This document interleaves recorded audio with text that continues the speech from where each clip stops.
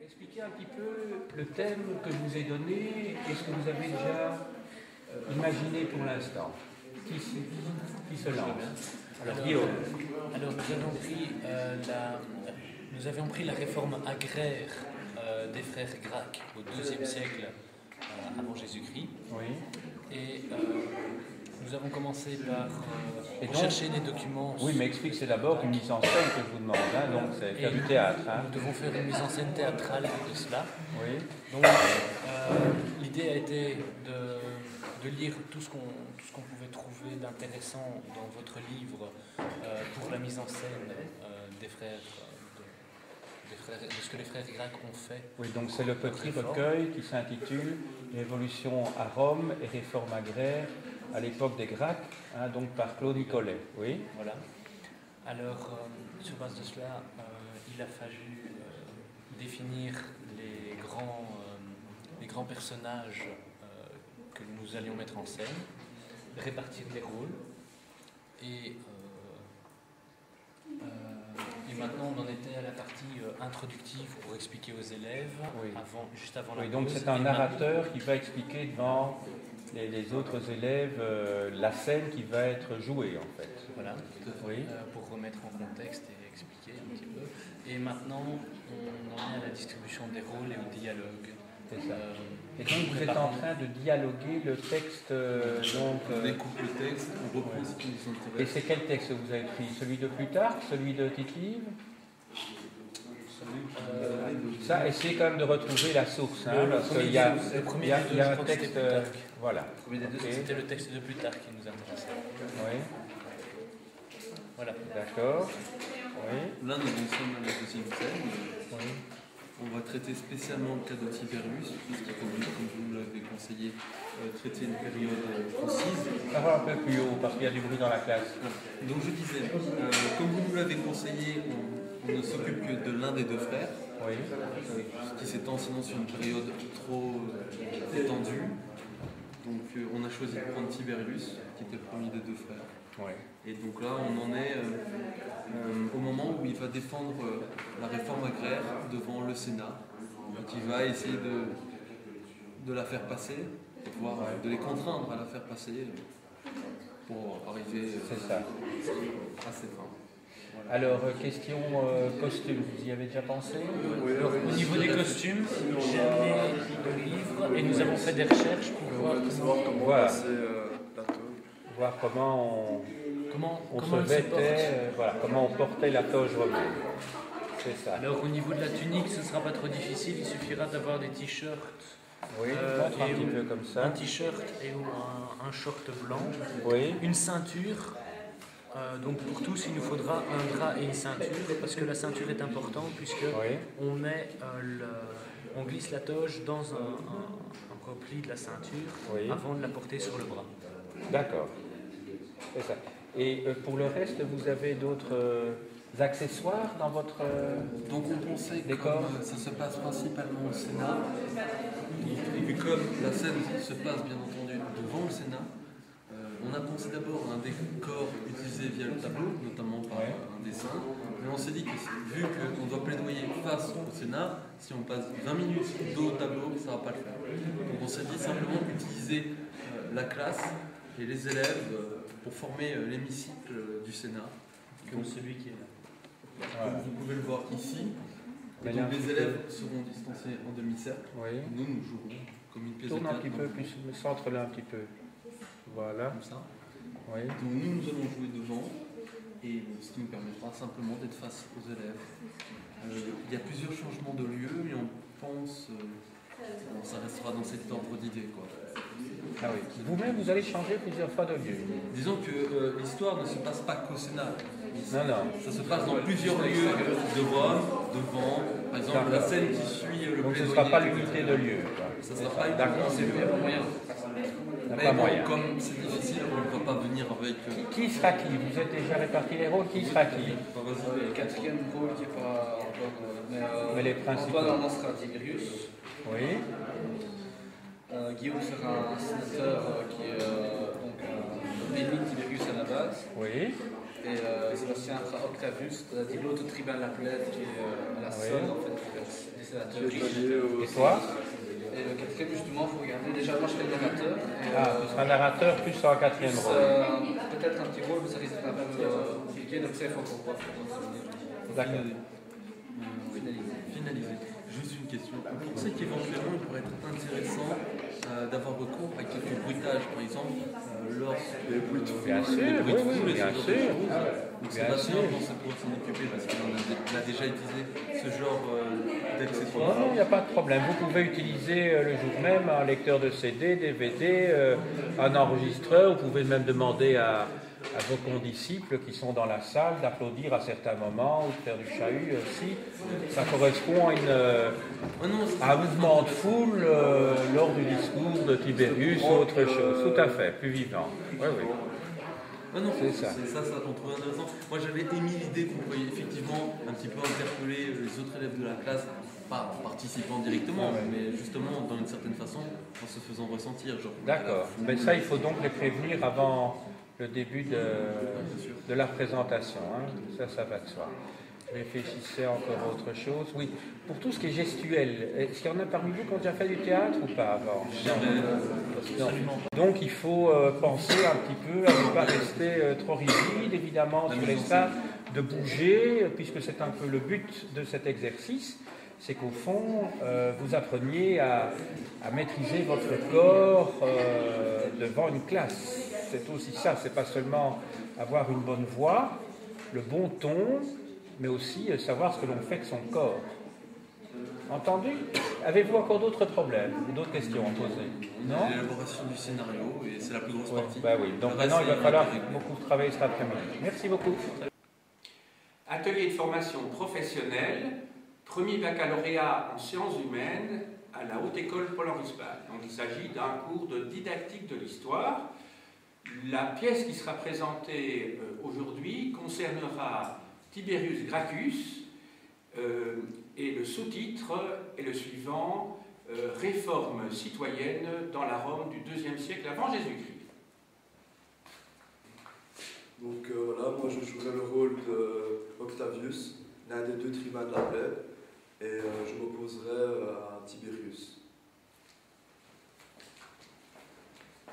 Moi, je vais jouer le rôle de Tiberius, qui aura pour but de défendre une réforme agraire auprès du Sénat en tant que tribun de la plèbe.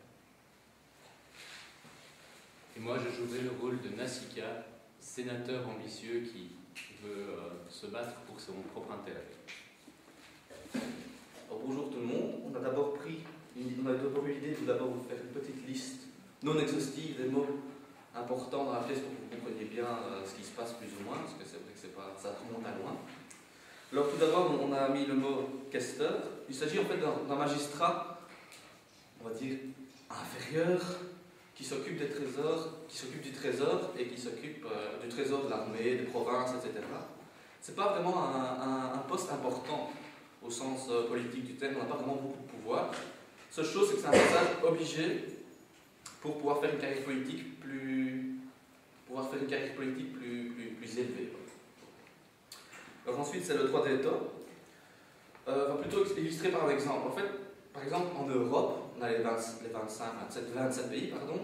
26 pays sont d'accord pour faire une loi agraire, n'importe quoi. Et un seul pays met son veto, c'est-à-dire il n'est pas d'accord, il a un pouvoir de veto, donc tout s'annule. Donc c'est un pouvoir assez important, surtout que ça a été inventé en Rome, dans le Sénat romain. Donc c'est un pouvoir vraiment important. Quand on a ce pouvoir-là, on peut tout bloquer pendant un laps de temps plus ou moins long. Alors le tribun de la plèbe, ici, c'est un magistrat plébéien qui a beaucoup plus de pouvoir, qui est là pour défendre en fait l'intérêt de la plèbe, c'est-à-dire du peuple, le petit peuple, les non-nobles, on va dire. Et il y avait deux pouvoirs importants, dont le droit de veto, dont je vous ai parlé là tout de suite. Et il était d'une quasi-inviolabilité, en fait. Il était, dans la Rome antique, considéré comme sacré, inviolable. Bon, pas tout à fait, il y a eu l'exemple ici, par exemple, qui n'est pas inviolable. Mais toute personne qui lève la main sur lui ou qui essaie de le blesser, de le tuer, pouvait être considéré comme sacrilège et condamné à mort. Voilà. Alors, pour définir il y a le patricien maintenant. Donc le tribunal de la plèbe s'oppose au sénateur patricien. Et les patriciens, en fait, ce sont les nobles, en gros. Ce sont des personnes, ce sont des citoyens romains qui appartiennent par leur naissance à une caste supérieure. Donc, on peut dire que ce sont en gros des nobles. C'est pas exhaustif, hein, c'est vraiment en gros. Alors, le Sénat romain et les sénateurs, le Sénat, comme vous le savez, c'est une haute autorité politique qui régissait un peu toute la vie romaine, mais à une certaine époque, avait un gros pouvoir. C'est eux qui signaient les lois. On en a encore un aujourd'hui en Belgique d'ailleurs. Ils signent les lois, ils font passer des lois, etc. Et les sénateurs, ce sont simplement les gens. Il y a uniquement des hommes au Sénat, comme dans la Grèce antique d'ailleurs. Donc c'est uniquement des hommes relativement âgés qui avaient un grand prestige, et ce sont les membres du Sénat qui s'appellent les sénateurs. Voilà. J'espère que ça vous réussit. Scène 1. Nous sommes au milieu du IIe siècle avant Jésus-Christ, en pleine grande conquérante. Cette dernière avait grand besoin de soldats pour cette campagne et pour défendre ses frontières déjà importantes. Ces soldats étaient recrutés parmi les citoyens libres de Rome, seuls aptes à le devenir, dont l'unique moyen de subsistance était leur terre. Durant leur service, leurs terres furent rachetées à leur famille par de riches et ambitieux sénateurs. Un jeune questeur romain du nom de Tiberius Gracchus décida de gagner une grande notoriété auprès des citoyens grâce à ses actes de campagne et décida de les défendre en tant que tribun de la plèbe. Scène 2.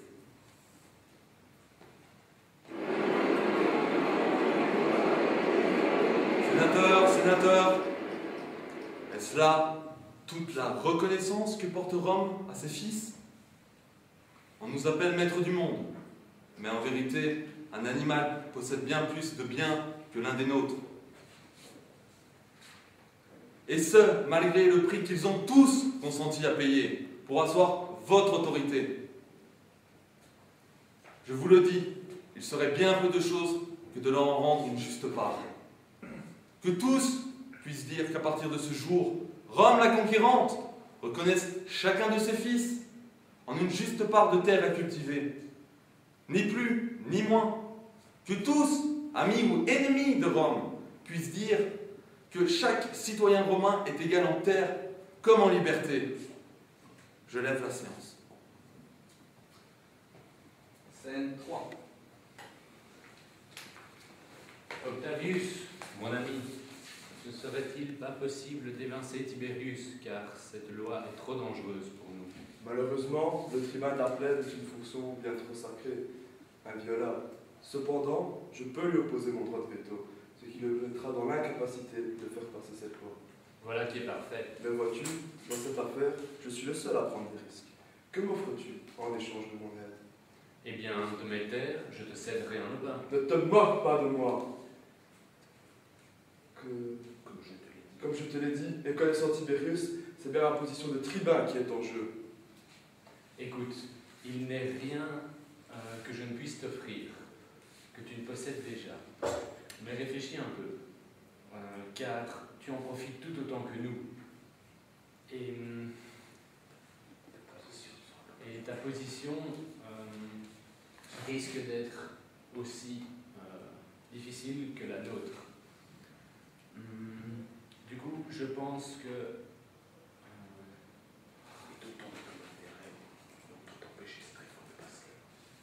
qu'il est autant dans ton intérêt que du nôtre d'empêcher cette réforme de passer. Ma foi, maintenant que tu me le dis, tu as tout à fait raison. Aussi, tout sera mis en œuvre pour que cette loi ne soit jamais mise en application. Voilà qui est rassurant. Scène 4. Après plusieurs jours de débat houleux, l'ultimatum de Tiberius arrive à son terme. Octavius, je t'en conjure de te rappeler ton devoir, car je ne saurais te laisser entraver le mien plus longtemps. Si tu persistes, il en échouera au peuple romain d'en faire tomber la sentence, car 2 tribuns de la plèbe ne peuvent rester dans un tel désaccord plus longtemps. Écoute, Tiberius, tu connais mon avis et il ne changera pas.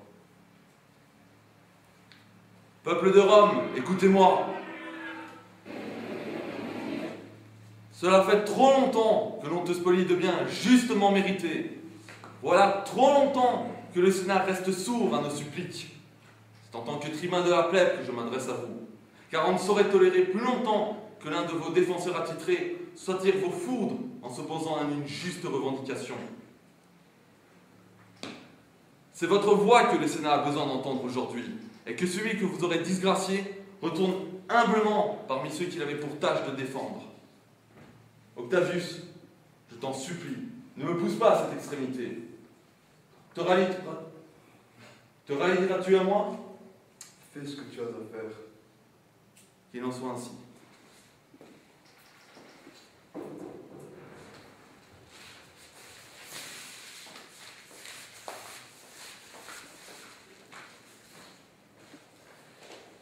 Tiberius finit de mettre en œuvre sa loi. Pour ce faire, il nomma 3 personnes pour sa mise en application.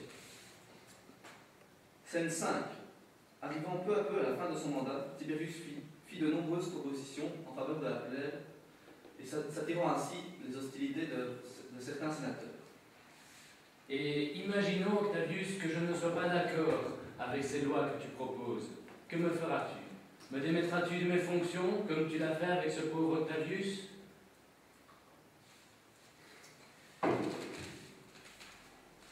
Scène 5. Scène 6, pardon. Le jour des votes, Tiberius, n'ayant pas la faveur d'Azur, fit lever la séance et partit en appeler au peuple de Rome. Peuple de Rome, mes amis, je viens en ces temps difficiles parmi vous, car j'ai plus que jamais besoin de votre voix et de votre poids au Capitole. Demain reprennent les votes. Viendrez-vous avec moi? Me soutiendrez-vous? Je vous le demande.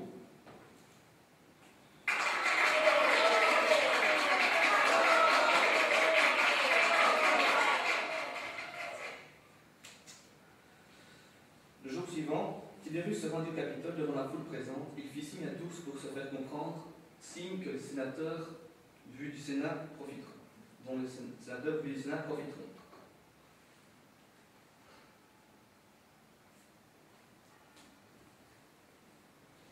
À moi le Sénat, à moi! Il fait le signe du diadème royal. C'est un futur tyran, il veut la couronne de Rome. À mort!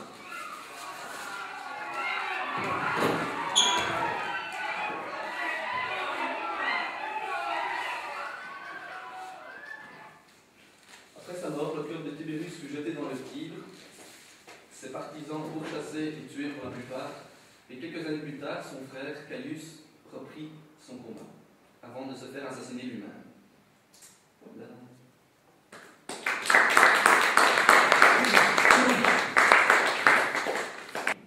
Donc, Conreur Sébastien dans le rôle de Octavius.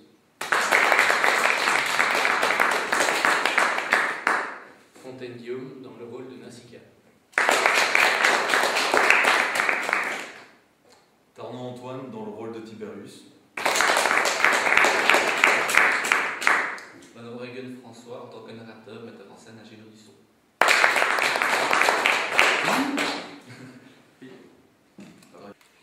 Quelques commentaires critiques. Alors quand j'entends critique, il ne faut pas le prendre de manière négative, il s'agit essentiellement de conseils. Vous êtes en première année, vous n'avez jamais fait de théâtre, je sais que vous êtes dans une section sciences humaines et pas dans une section littéraire, et donc c'est évidemment dans ce cadre-là que tout ce qui va être dit maintenant va être formulé. Cela va de soi. Je rappelle quels étaient les deux objectifs de l'exercice. C'était d'une part être capable de s'exprimer en public, et quand je dis s'exprimer, c'est pas seulement être capable de bien parler, de parler assez haut, de pouvoir dire des choses justes et très clairement, c'était aussi être capable de s'exprimer gestuellement parlant. Le deuxième objectif était surtout que vous appreniez à vous mettre dans la peau de personnages de telle manière que le jour où vous enseignerez, où vous ferez vos stages en deuxième et en troisième année, vous soyez capable de faire passer à vos élèves le flux qui est censé vous animer en termes de passion. Voilà, donc c'était ça les deux objectifs.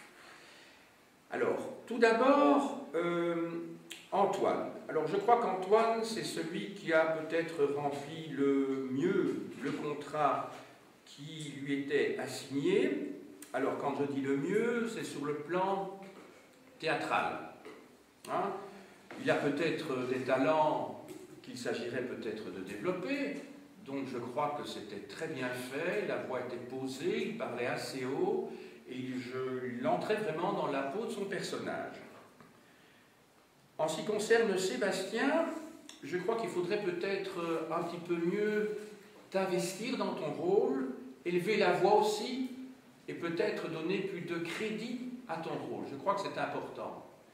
Et enfin, pour Guillaume, là aussi, il faut peut-être mieux s'investir dans son rôle. Ceci dit, c'était pas mal, mais je crois que quand même, tu sois quand même, comment dirais-je, plus imprégné de ce que tu dois dire.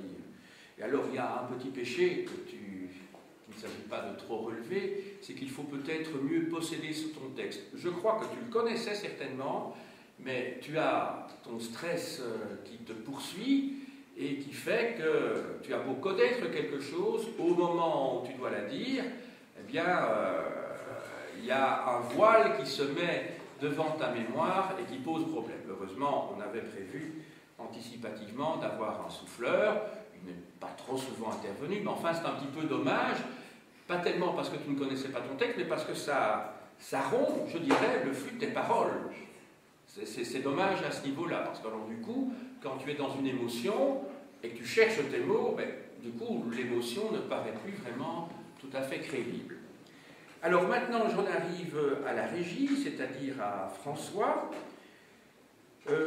Moi, je dirais peut-être, lorsque tu es venu parler devant la caméra, qu'il fallait peut-être éviter de tenir tes feuilles en main, parce que la dimension du texte que tu avais à exposer n'était quand même pas très très importante, et je crois que là, tu devais parler avec peut-être un peu plus de naturel. Ça se prépare, hein, ce genre de choses. Tu dois aussi parler, lorsque tu es à la régie, je ne parle pas ici quand tu es devant la caméra, tu devrais parler plus lentement et plus haut. Je t'ai fait plusieurs fois des signes. Au début, tu en as tenu compte, et puis par la suite, tu ne m'as plus regardé. Alors j'espère que ça passera au niveau du micro. Et je crois que tu devais, là aussi, mieux posséder ton texte. Parce que tu le disais, mais pas vraiment avec conviction. Et tu as chopé à plusieurs reprises sur ton propos. Par contre, en revanche, très bien pour la régie au sens propre du terme, les bruits de fond, ils interviennent au bon moment, c'était pas évident comme activité. Voilà. Donc, je vous remercie de vous être impliqué quand même assez tôt dans le courant d'année. C'est votre première année, et déjà dans le courant du premier mois, je vous ai demandé de faire un exercice pratique. Voilà, c'est bien, ceci dit, il y a moyen de nettement améliorer, vous en doutez, mais je tiens compte du fait que vous êtes en première année et que c'est le premier mois de votre année à l'école normale. Bien entendu, ça va de soi. Mais vous vous rendez compte vous-même qu'il y a moyen d'améliorer un petit peu les choses, et j'espère que par rapport aux deux objectifs initiaux, c'est-à-dire le problème de l'expression et d'autre part l'implication dans ce qu'on a à transmettre comme message, ça aura participé, je dirais, de votre formation, et ça aurait été un premier jalon dans votre initiation à l'enseignement. J'ai dit.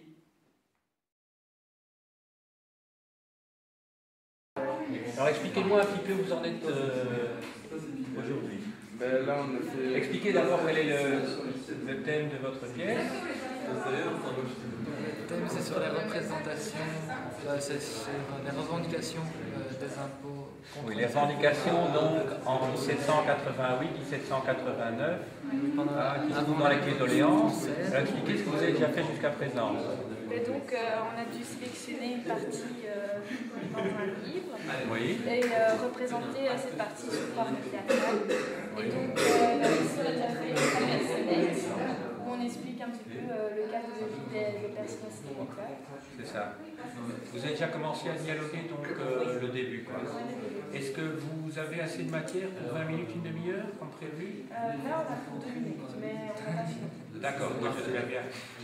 Vous avez déjà pensé un petit peu au fond sonore, au décor Mais en fait, on se demandait justement où est-ce qu'on allait tourner, partant du fait qu'il faudrait quand même quelque chose de pas...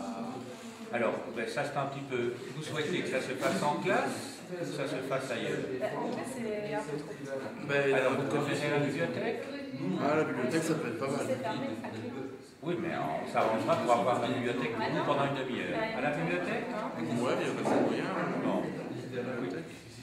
Et s'il fait beau éventuellement dehors? On peut faire éventuellement dehors. Quelques scènes dehors parce qu'il faudra avoir un peu de texte. Est-ce qu'on doit prendre, par exemple, si on est dans une maison, est-ce qu'on doit faire semblant de créer une petite pièce de maison ou non, on n'est pas obligé? Non. Moi, ce qui m'intéresse, puisque c'est un cours d'histoire, c'est essentiellement que ce soit vrai. Hein, donc ce n'est pas de la fiction. Donc vous mettez en scène des événements qui se sont réellement passés. Hein. Donc, je ne vous demande pas d'avoir une imagination débordante dans ce cadre ici. Hein. Est-ce que vous avez des problèmes particuliers qui se posent encore à vous, à part ça? Oui, pour la taille, parce que quand on fait qu'on ne sait pas tous les combien elles se prélèvent, il faudrait quand même qu'au niveau de ce que gagne un paysan par jour ou par semaine et ce qu'on lui prélève, que ce soit cohérent. Mais ça, je vous ai dit qu'il y avait 2 dictionnaires auxquels vous pouvez vous référer. Hein. Donc il y a le Viard et Cabourdin, lexique de l'Ancien Régime, et d'autre part le dictionnaire de l'Ancien Régime de Lucien Bailly. Et essayez de voir si vous ne pouvez pas tirer là de l'autre enseignement de ces 2 dictionnaires. Partez de là. Ça va. Voilà. Donc pour le reste, question habillement, ça ira? Qu'est-ce que vous avez en tête? Exactement. Ça, on va encore discuter ici, on peut avoir la presse, parce qu'il n'y a pas... Donc ce sera l'essentiel portera sur le problème de la prélèvement des impôts qui sont trop comme ça. En gros. En gros, c'est ça. Entendu. Bon, ben je vous laisse travailler sur moi tout à l'heure. Hein. Atelier de formation professionnelle du 3e baccalauréat en sciences humaines du département pédagogique de la Haute École Paul-Henri Spaak. Il s'agit d'une pièce de théâtre consacrée aux paysans avant la Révolution française. Le monde des paysans en 1788, avec la participation d'Arnaud Fosset, Mathilde Simon et Tristan Morézy. À cette époque, les impôts frappaient principalement la classe la plus nombreuse et la plus pauvre. Le pain, la viande, le vin fournissent au subside du prince et à toutes les dépenses de la communauté. C'est pourquoi nous allons illustrer par des scènes les conséquences de ce problème. La scène numéro 1 se passe dans les champs. Un homme travaille d'arrache-pied dans son champ. Tout à coup, un autre homme avec une charrette s'approche de lui. Oh là, maintenant, je viens pour la dîme. As-tu fait bonne récolte? Tant que ça, voyez-vous, je n'ai que 5 pauvres bottes de blé. Nous allons voir ça. T'inquiète pas, je pense que ça suffira pour notre bon prince. L'homme passe entre les différentes bottes et les examine. Il s'approche de la plus fournie. Mais voilà qui me semble très bien. Je vais prendre celle-ci. Le paysan regarde le percepteur prendre sa plus belle botte. Il a un air dépité. Ainsi, cela se passait-il à cette époque. Il en va de même pour le Gamelou, qui était le percepteur de scène. Scène 2, dans la maison. Un père de famille rentre des champs. Jeanne, je suis rentré. Ah, Jean, pas trop fatigué? Oui, tu sais, en période de récolte, on a toujours beaucoup de travail. Aujourd'hui, j'ai fait plus de 10 heures, je n'ai que 15 sous. Demain, nous irons marcher, acheter du pain et du beurre. Assieds-toi, le repas est prêt. Aujourd'hui, je t'ai fait un bouillon de chou avec du pain. Les parents prennent moins de nourriture afin de privilégier celle-ci pour leurs enfants. Et Joseph, comment va-t-il? Il est toujours souffrant. Il n'a pas mangé aujourd'hui. J'ai peur qu'on le perde. En effet, ils ont déjà perdu 3 enfants à cause des mauvaises conditions de vie. Tout à coup, quelqu'un frappe à leur porte. Il s'agit du percepteur des impôts et Jeanne Laurent.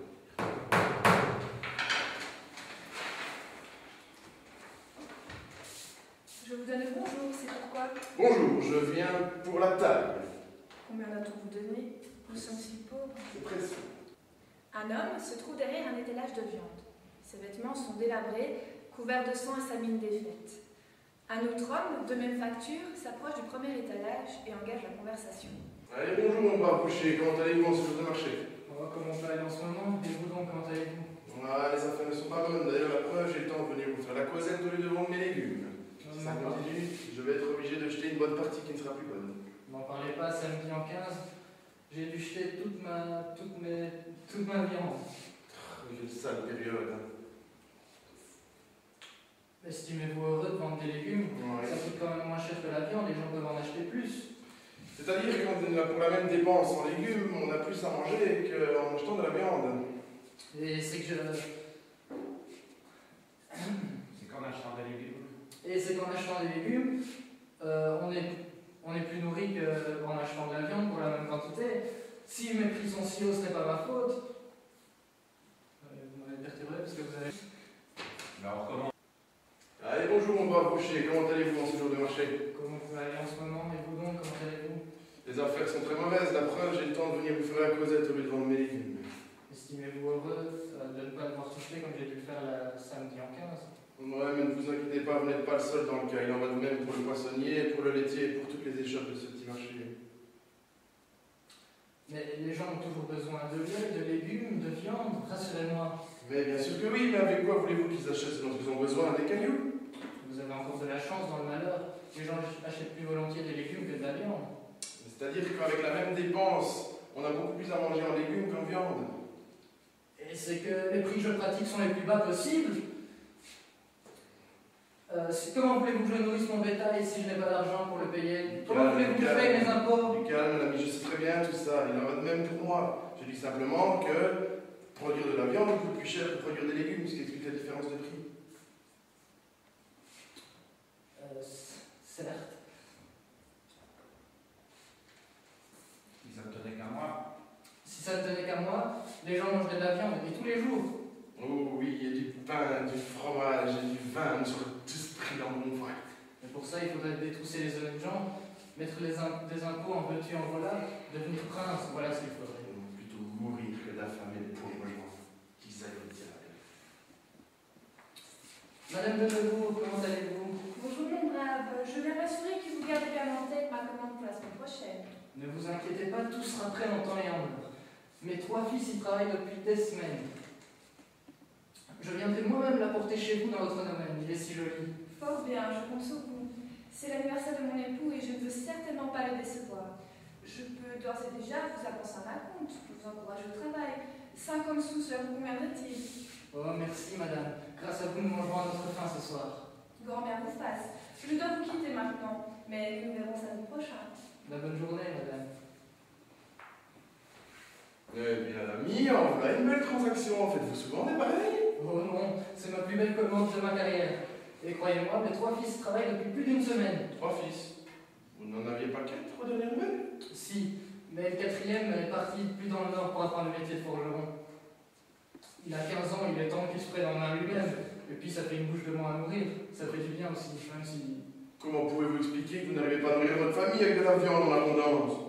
Mais la viande, croyez-vous que je la mange? Je la vends pour acheter du bétail par après. Ah oui, excusez-moi, je n'avais pas vu du tout la même chose, de la même façon. Bon, en tout cas, je vois que c'est pas la même chose pour tout le monde. Hein. Regardez, une commande de plusieurs centaines de sous pour un seul repas, je trouve ça indécent. Ils sont pas tout à fait différents du prince, hein, c'est noble, ça le tient. Et encore, c'est un qui s'en sort bien, c'est le boucher Guibert. Guibert? Oui, le boucher de l'autre bout de la ville. Il est devenu le fournisseur officiel du prince. Alors croyez-moi, de la viande, il en vend. Hein. Ah bah, ça ne m'étonne pas. Qui d'autre, à part le prince et sa suite, pourrait manger de la viande à satiété? Oui, le prince, une vache par jour, il pourrait la manger avec son argent. Ça ne m'étonne pas. Les paysans ne sont pas satisfaits de leur sort. C'est pourquoi ils décidèrent de se rassembler pour évoquer ce qu'il faut changer et l'écrire pour le roi. Alors, mes amis, je vous écoute. Mais allons-y, vous qui n'êtes pas contents. Quelles sont vos demandes? Mais il y a tant de choses qui ne fonctionnent pas pour nous, paysans. Regardez, quel avenir ici pour nos enfants? Sans école pour eux, ils n'auront aucune instruction. Seul un gros fermier peut encore se sortir dans ce village. Il faudrait supprimer ces tribunaux qui condamnent nos époux pour des raisons plus qu'injustes, supprimer ces lois ou ces procédures qui n'arrangent que la noblesse. Il faudrait abolir la gabelle ou les impôts sur le sel. En fait, c'est encore mieux, il faudrait simplement abolir les privilèges. C'est très bien, mais du calme aussi, il faut mettre tout ça dans le calme. Il Il faut écrire ça par écrit pour que cela puisse parvenir jusqu'à notre bon droit et ainsi représenter au mieux le besoin des paysans. 2 hommes de chaque village ont eu le privilège de rencontrer des hommes des autres bourgs afin d'écrire un cahier, reprenant les revendications, les doléances. Un des 2 hommes de notre village revient de l'Assemblée. Albert est revenu, Albert est revenu! C'était impressionnant, mes amis. Vous auriez dû voir comment Jacques parlait. Et toi, qu'as-tu fait? Qu'as-tu dit? Du calme aussi, moi je n'ai rien dit, je n'ai rien fait. Jacques l'a tellement bien fait pour nous.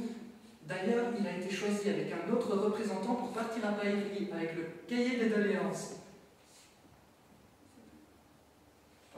Le gros fermier revient du bourg voisin et rencontre son compagnon le paysan. Allez, bonjour mon grand ami, j'ai des nouvelles, des bonnes nouvelles de Paris. La noblesse n'a plus de privilège, nous allons enfin pouvoir racheter leurs biens. Mais quelle bonne journée pour nous en ce jour. Le gros fermier s'en va joyeusement, laissant derrière lui un paysan perplexe et muet. En effet, il vient de se rendre compte que cette affaire ne lui profite pas. En effet, il n'a pas assez d'argent pour acheter quoi que ce soit. Les paysans n'ont rien gagné. Alors, je vous remercie pour cette pièce de théâtre. C'était la première fois qu'on faisait ça à l'école normale, en tout cas dans le département pédagogique, et plus particulièrement dans la sous-section sciences humaines. Pour une première, je crois que c'est assez réussi. Par rapport à ce que j'attendais initialement, c'est mieux. C'est mieux. Je vois que vous avez pris conscience qu'il fallait tenir compte d'un certain nombre d'éléments. Tout d'abord, les décors, les vêtements, et surtout, l'objectif de l'exercice qui était double. D'une part, être capable de s'exprimer, pas seulement avec des mots, mais s'exprimer aussi avec des gestes. Je crois que ce contrat a été globalement rempli. Je n'oublie évidemment pas que vous n'avez jamais eu de formation théâtrale ici. Et le deuxième élément, c'était pour permettre aussi à ce que certains d'entre vous soient capables vraiment de vivre la matière qu'ils enseignent devant leurs élèves. Parce que trop souvent, je vais voir des étudiants en stage qui restent rigides, qui ne bougent pas, qui ont l'air de déclamer presque leurs leçons et qui ne montrent pas qu'ils sont vraiment dans la période. Or, les enfants, les adolescents, il faut les intéresser, il faut les passionner. Ce qui explique souvent le décrochage chez les adolescents, c'est que le professeur n'est pas capable de transmettre son savoir de telle manière que ce soit reçu par les élèves, je dirais, de manière vivante. Donc je crois que c'est très très important. Vous avez joué le jeu, hein, donc je suis vraiment satisfait. Évidemment, il y a peut-être des degrés de compétences qui sont atteints de manière différente par chacun d'entre vous. Il est clair que Nati me semble celle qui maîtrise le mieux à la fois son texte et l'expression. Elle a mis beaucoup de vie lorsqu'elle, comment dirais-je, exprime les revendications des paysans contre les impôts à la veille de la Révolution française. Donc là, c'est tout à fait formidable comme prestation. Tristan, lui aussi, joue bien, le paysan bourru, je dirais. Il intervient très bien, la voix est bonne aussi. Pour le geste, je crois qu'il aurait peut-être pu, comment dirais-je, utiliser ses mains à meilleur escient. Il était peut-être un petit peu trop comme ça pendant une grande partie de ses répliques, mais c'était bien. Quant à Arnaud, je trouve qu'il y a vraiment un grand progrès par rapport à ce que je connais de ses prestations depuis plus de 2 ans, et les années passant, je vois qu'il est de plus en plus dans son rôle de futur professeur, et donc ça me fait plaisir, parce que je t'ai connu, hein, je dirais assez rigide, hein, devant les classes devant lesquelles tu enseignais. Donc je trouve qu'il y a un progrès, ce n'est pas encore le top, mais enfin j'essaie de voir ce qu'il y a de positif. Donc félicitations à tous, et je suis content que cette expérience ait réussi. Voilà.